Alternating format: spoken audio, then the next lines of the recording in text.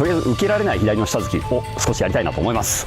で本気で受けてくださいよ。はい、そうそう、受けてください。そう、これ受けれるんです。でちょっと変える。本気で受けてください。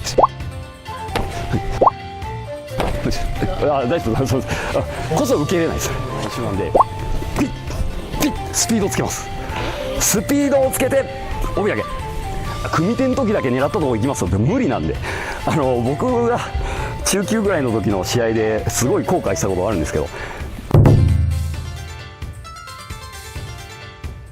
じゃあですね、今から、ちょっと僕公式 LINE やってるんで、そっちを見てる人はもうすでに知ってる人もいると思うんですが、とりあえず受けられない左の下突きを少しやりたいなと思います。左の下突き当てたい人結構多いと思うんで、ちょっとそれやっていきたいと思いますが、せっかくだあれですね、ちょっと今からペアで、稽古していくんですが、ちょっと、先にじゃあ見せてからいこうかなと思いますんで、できたら大人の人で、僕別に強く当てるわけじゃないんで、ちょっと体験してみたいなって人いらっしゃいましたら、じゃあこちらじゃあお願いします。じゃあまず普通に、下突き打つので、これをちょっとカットして受けてもらっていいですか。そうです、受けてください。これを受けますね。そうです。これでこれ受けれますね。ちょっとだけ変えるんで、ちょっと受けてください。はい、そうです。ありがとうございます。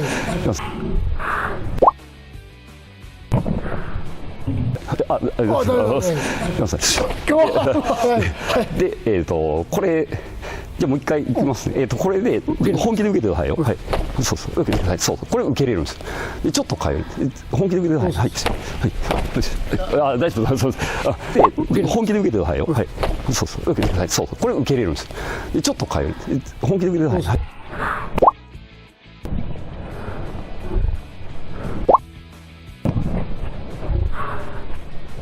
はい、大丈夫、そうです。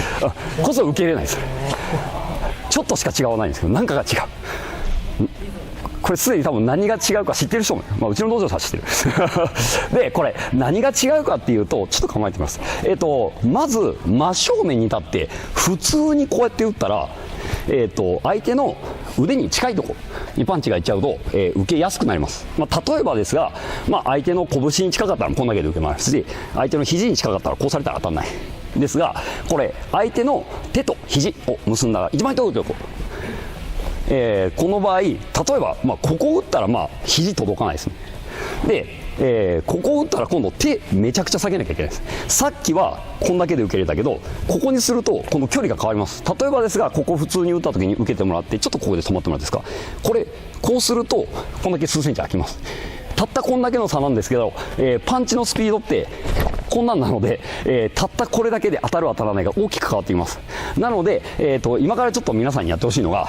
正面に立つんじゃなくて、ちょっとこれ相手がオーソドックスサウスポーでちょっと変わってはくるんですけど、とりあえず一番多いで左足前の状態の、練習だけ今日するんですが、相手左足前だったら少しだけ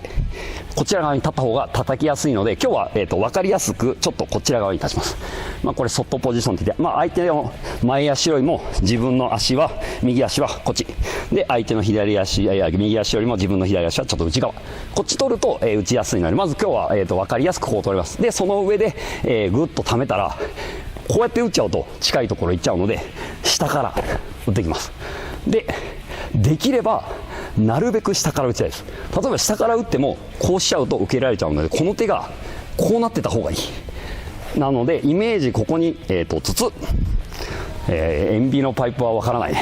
みんなだから言ったら、じゃあこのぐらい、少年部だったらもっと短くて、このぐらいの、長さでこのぐらいの大きさの筒がここにあると思って、なんとなく想像できる。ここの筒に自分の腕をスポッとはめます。スポッとはめますなのでここでグッと溜めたら、ここにこういうイメージでパンチをスポッと打つと相手は受けにくいところがあるんで、ちょっとこの技を、今から練習したいと思いますがちょっと少年部のところにお願いあります。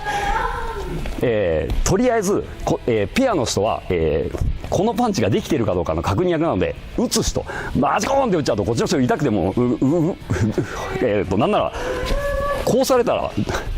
ここの練習できないので、まずは受ける選手とはちゃんとこう構えてください。ちゃんとでこの上でじゃあ受けられやすいところを受けた時と、受けられにくいところを受けたと打った時と、ちょっとこの違いを体験してもらいます。でちょっとさすがにこうなってたらごめん、今の練習はこうしてってお願いしてやってください。正直こうなっちゃったらもう逆にこっちがガラキなんで、本来試合だったらもう倒せちゃうんですけど、今はとりあえず当たるかどうかの練習なんで、ちゃんとここで練習してください。わかりました。であと受ける人はちゃんと受けるつもりで、じゃあ最初受けられやすい突きするねって受けてもらって、じゃあ次受けられない突きするねって言って、こっちの人が、受けない、気使って受けないとこっちの人何の練習にもならないので、受ける方の人はちゃんと受けてください。それだけちょっと意識してやってください。わかりました。ということで今からじゃあじゃあさっきのペアに分かれてもらって、はい、じゃあ勝った人パンチ、負けた人受けます。いいですか。ちゃんと構えて。ちょっとごめんなさい、ちょっと少年部の特にこれじゃパンチの練習できないから、ちゃんと構える。で特に下から打ちたいのにこうやってやったら下から打てない。構える、しっかりでしっかり構えるから下からいけるんで、こう棒立ちにならないでね、まずは。じゃあちょっと始めてください。ちょっといいですか。すいません。結構気になる点が、共通でいくつか見つかったので、少しここ解説したいと思いますが、誰か前に立ってもらっていいですか。じゃあですね、今、このままやっぱ、極端にさっきも言ったんですけど、棒立ちでこうやってやってる人が、これちょっと受けてもらっていいですか。受けてください。これそもそもがこうなっちゃってるんで、これ絶対当たんないです。これでまずは構えてください。でその上でこうなってても結局こうやって打ってる、これ当たらないので、まずですね、この前足の股関節って分かるかな。ちょっとみんなしっかりグッと構えてもらっていい。でしっかり構えると、ちょっとここに曲がってるとこ分かるかな。前足のここをグッと曲げます。これが打つ前のポジションです。ちょっと待ってよ。ここ体をひねるんじゃなくて、体まっすぐのままここを曲げると体がひねれる感じです。で後ろ足はこうしてください。かかと上げちゃってください。かかとを上げてください。こうです。上げちゃってください。そうすると強いパンチ打つ準備と下から打つ準備ができるんですけど、ここがこのままこうやってやっちゃうと、見ての通りですが、斜め上に手がいっちゃってるんで、これ打てないので、こういきたいです。そうすると下げてここからいきます。こっちに行きます。こっちこっからこうだと当たらないので、溜めてこう形で打てるようですかね。なんでもうイメージ下からくぐっていくぐらいの感じです。でこれ1個だけ気をつけてほしいんですが、さっき頑張ってやってるけどこうなってる人もいたんで、これはもう上段膝から気になっちゃうので、下げるのはここです。膝とここで下げます。ここから打つから下から強いのが打てるんで、ちょっとここも意識して、じゃあもう一回お願いします。前の股関節の膝ちょっとしっかり使ってください。ごめんなさい、1個だけ今溜めて打つ時に上がっちゃう人いるんですけど、そうすると手浮きやすいところの角度になっちゃうので、低いまま打ってください。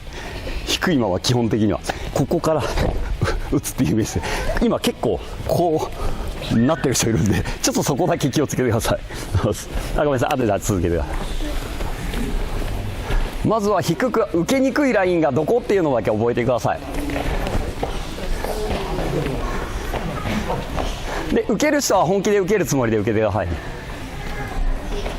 じゃあちょっとプラスアルファでもう1個だけ、表に公開しないやつも1個ちょっと教えておきたいんですが、構えた時に、打ち始めの手がここからだと手下からいかないんで、応用として将来できるようになってください。わかりました。じゃあちょっと引き続きですね、今の少し合わせてください。足の股関節うまく使って、そう股関節で引く、できたら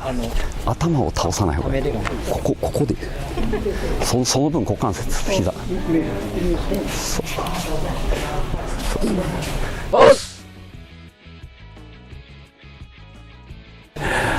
はい、じゃあいいですか。すいません。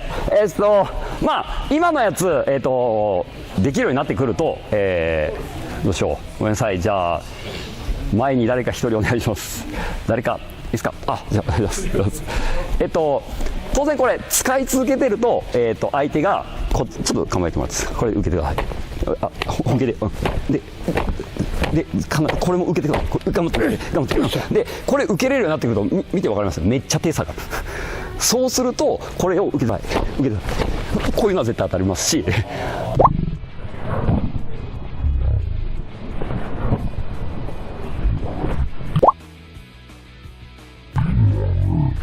当たりますし、で、こういうのがパンと当たると、分かりますけど、これも当たる。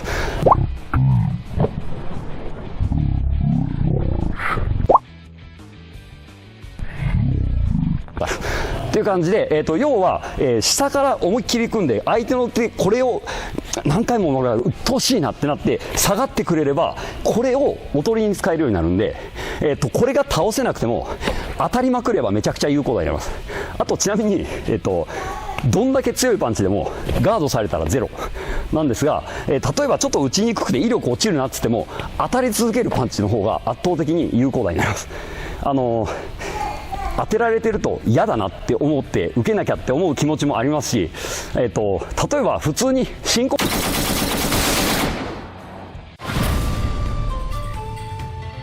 多いのが右のローキックなんで、右のローキックを、受けられないようにですね、相手の膝を蹴って足ポンポンに張れたり足の骨が欠けたりという、よくやってたんですが、これ